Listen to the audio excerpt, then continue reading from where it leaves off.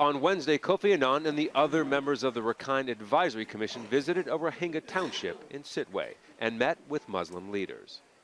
And then later, just before leaving for Yangon, they heard from elders at a Rohingya camp on the outskirts of the city.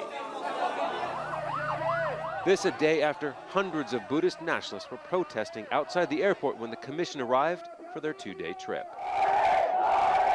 Rakhine State and Myanmar have their own sovereignty. This commission is led by foreigners. That is why we don't accept it. The commission met local government officials. As the Rakhine nationalists continued their protest outside, the commission sat down with Buddhist leaders. Many Rakhine Buddhists view the Rohingya as Bangladeshis living illegally in Myanmar, even though many have lived here for generations. The Myanmar government refuses to officially call the ethnic group Rohingya. 4 years of unrest in Rakhine has killed at least 100 people, some estimate 300, and forced tens of thousands to flee.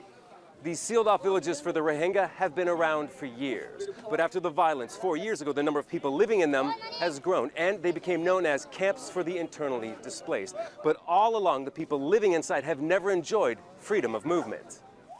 The commission set up by the federal government in Myanmar will address human rights, recognition, security, and basic rights for the people of Rakhine. If I meet Kofi Annan, I'd like to ask him to improve our humanitarian aid and that we need equality. The commission is only advisory. They can't make any direct change. This can only be done by the government. Annan agreed to lead the commission following pressure on the new leadership of Myanmar. State Councillor Aung San Suu Kyi is being criticized for ignoring the plight of the Rohingya.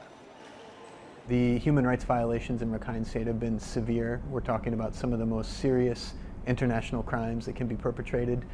So to have the likes of Kofi Annan and others on this commission is a very positive step in the right direction. Human rights advocates say conditions for the Rohingya should be improved by the government now, and not in a year when the commission is due to submit its final report. Scott Heidler, Al Jazeera, Sitwe, Myanmar.